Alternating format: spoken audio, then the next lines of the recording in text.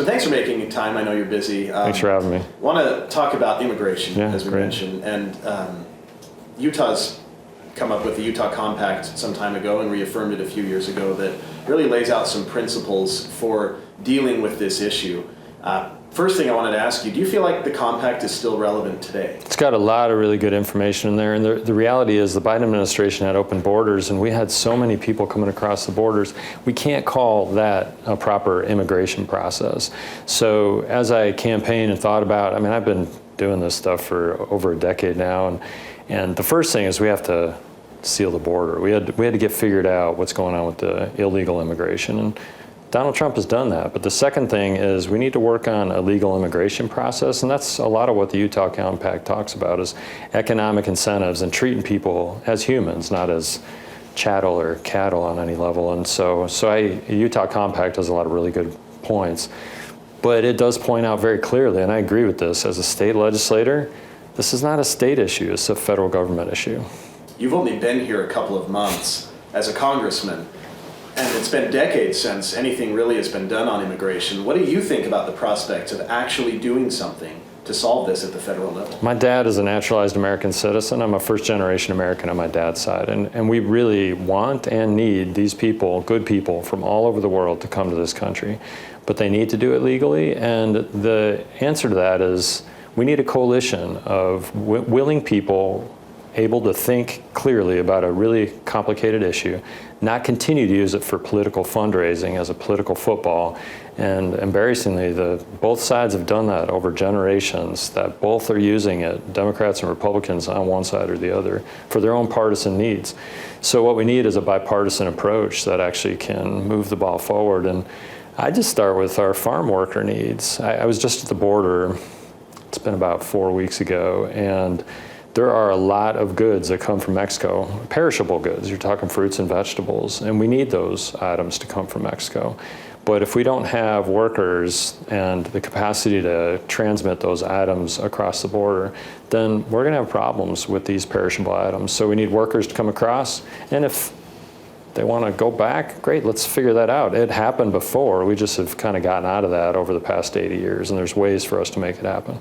Well, with a coalition like that, do you feel like there's a point where that could be possible? I agree, it's yes. been years. It is possible. So we need 218 on the House side, we need 51 on, well, actually 60 on the Senate side to get any policy across. And when it comes to domestic workers, or when it comes to farm workers in this case, as well as educated workers, I mean, I trained with a lot of doctors that came from other countries, and we want the best and brightest from all over the world to come to our country and give us their best efforts to try to build the American dream on their behalf, and it benefits us as well.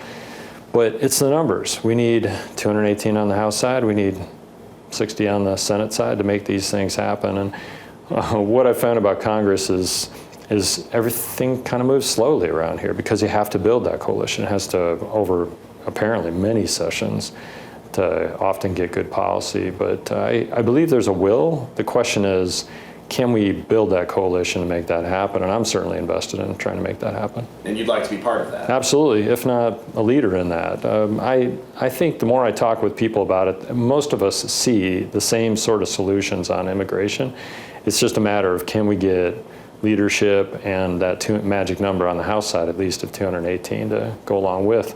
Well, there's many other issues that are compelling, tax cuts, and in the case of Ukrainian or Israeli war, there's really important issues that are happening, and it's easy for Congress to get distracted and just kind of never get around to it until the next election season, which means we don't get anything done. I was going to ask you to, since your doctor diagnosed the issue, right, what has caused this to be held up for so long in your mind? I know you've only been here a few months, but why has this taken this long? I think the biggest issue is just both sides benefit on the tragedy that is our national border issues politically. And I think it's time for us to move beyond benefiting politically from what is a problem to actually solving a problem so we can move on to other problems. Do you feel like the Trump administration so far has done the right things to deal with immigration? It was going to the border. It was amazing for me to see what has happened. When I went down there for 60 or so hours, there was at Nogales, Arizona border, there's nothing going on. Whereas the border agents that we talked to, they'd had thousands of people every day that were coming across the border. These border agents weren't able to secure our border at all. They were just doing humanitarian efforts of bringing these people in, logging them in, feeding them, clothing them, doctoring and health caring them there at the border. And then most of these people were let go because the feckless Biden administration's policies back into our country. And most of them, we don't even know where they are at this point. So it was actually really impressive to see what President Trump, not with new statute, but using what we already have in place to secure our border.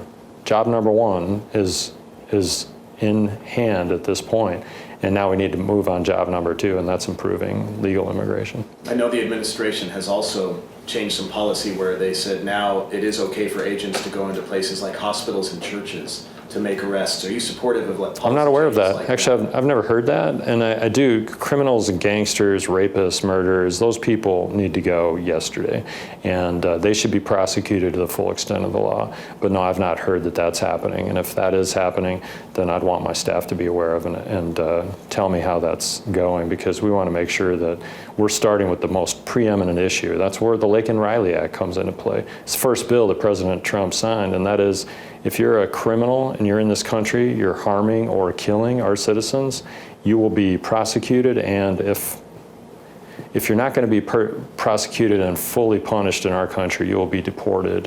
So that's where we're starting with these kind of things. But going into schools and hospitals, I've not heard that that's what's happening. It was the 21st of January that was changed. But are you worried about it spreading to those who are not criminals and are trying to go through the process? Well, they've broken our laws. Those people are criminals if they've come across our border illegally, and so the reality is if you've got 20 or 30 million of these people, you can't put them all on a big bus and ship them back. So myself and many of us, including the Republican leadership on the Senate and the House side and the presidency, we are going to have to reckon with what has happened. They're estimating more than 10 million people over the 4 years of the Biden administration have come across the border, and we have to deal with that. And as you can imagine, and your listeners would know, this is not an easy issue. If we talk about the generations of border insecurity, as many of these people have lives here, they have children here. And I'll point out yet again, I'm a first-generation American on my dad's side. I'm a big fan of immigrants, but they need to come here legally. Last question for you. Utah has been looked at often as a compassionate state, one that is welcoming to people from all around the world. Do you feel like whatever solution is out there can maybe look to Utah as an example of balancing strictness on the one hand with compassion on the other, kind of like the compact essentially lays out? We, on a state basis and as a state legislator for a decade, we do a good job balancing competing interests in a complicated world. And so yes, we can do a great job with that. And myself and my Senate and House colleagues, we will look at this complicated issue in a compassionate fashion with firmness as well, because we are a law-abiding citizenry and our society is based on laws. So we need to make sure we adhere to both of those concepts, and I believe we can walk and chew gum at the same time. Anything else you want to add that I haven't asked? It's been a privilege to serve the people of Utah. I'm really honored to be here, and thanks for giving me some time to talk to you, and we're open anytime you want to talk at some point in the future. Appreciate it. Thank you.